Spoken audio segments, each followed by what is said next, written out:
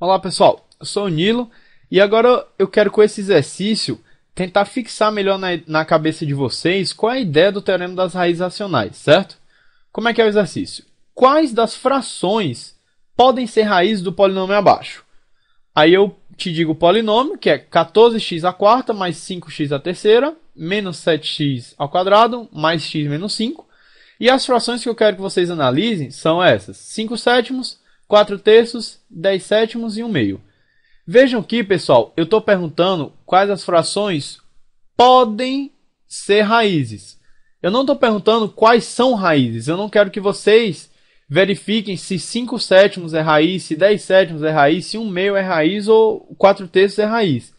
Eu quero só saber se elas podem ser raízes. Como assim elas podem ser raízes? O que o teorema da raiz racional ele diz para a gente, pessoal?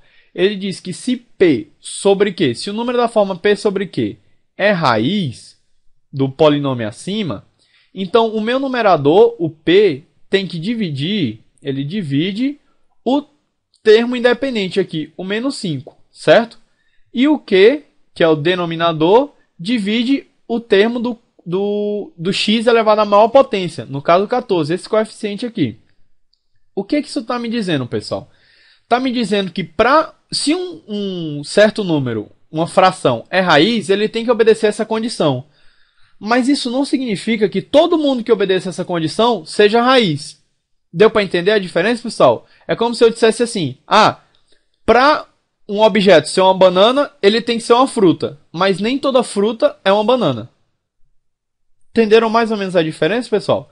Então vamos lá. O que a gente tem que fazer nesse problema? A gente tem que ver quais os valores que P e Q podem assumir e tem que ver se essas frações estão dentre os valores que P e Q podem assumir, certo?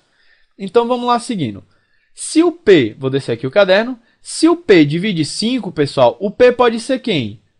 O P pode ser mais ou menos 1, porque o 1 divide 5, né? E o P só pode ser mais ou menos 5. Fora 1, eu só tenho 5 que divide o 5. Nem um 2, nem um 3, nem um 4 dividem 5. Beleza? Quanto ao Q, pessoal, o Q ele pode ser mais ou menos 1. 1 divide todo mundo. Ele pode ser mais ou menos 2. 14 é par, né? Então 2 divide também.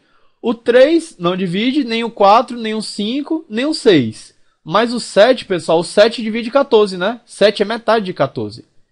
O 8 também não divide, nem o 9, nem 10, nem 11, nem 12, nem 13, pessoal. Só resta também o próprio 14. Então aqui estão a lista de todos os divisores inteiros, tanto de menos 5 quanto de 14. Tranquilo, pessoal? Agora vamos olhar quais as frações estão dentre esses parâmetros, tá? Vamos olhar. A primeira fração, pessoal. A primeira fração que a gente deu é o... Vou subir aqui que fica melhor da gente ver. A primeira é 5 sétimos. Nesse caso, o P está assumindo o valor de mais 5, beleza? E o Q está assumindo o valor de mais 7. Ou menos cada um, né? A fração resultante tem um sinal positivo. Ou seja, eu tenho que 5 sétimos pode ser raiz. Beleza, pessoal? Agora vamos ver a segunda fração, 4 terços. Em algum dos casos, o P assumiu mais ou menos 4? Não. Nem o Q assumiu mais ou menos 3, né? Então essa fração está totalmente viajada aqui, pessoal. Ela não pode ser raiz do meu polinômio. Tranquilo? Vamos olhar agora a terceira fração. A terceira fração é 10 sobre 7. Vejam que o denominador era possível, era um valor possível de Q, que é o mais 7. Mas o numerador eu não tenho 10, eu tenho 5. Eu não posso ter 10 porque 10 não divide 5, pessoal. 10 é maior do que 5. Tranquilo? Então, o resultado aqui, 10 sobre 7, não pode ser raiz do meu polinômio. Perfeito, pessoal? Por último, a outra raiz que eu tenho a outra possível raiz, a candidata, né, é 1 meio. Vejam que 1 está dentro das possibilidades do P e 2 está dentro das possibilidades do Q. Então, 1 meio pode ser raiz do meu polinômio. Com isso, eu consegui resolver meu problema, que é o quê? Só ver quais das frações estão preenchendo as condições para ser candidatas a soluções. Para eu achar, para eu saber, se no meu problema ele estivesse pedindo quais dessas 4 são soluções. Primeira coisa que eu fazia era esse problema aqui, pessoal. Era ver quais dessas raízes são candidatas a soluções. Depois disso, eu substituiria 5 sétimos e 1 meio e veria se o valor numérico nesses pontos é nulo.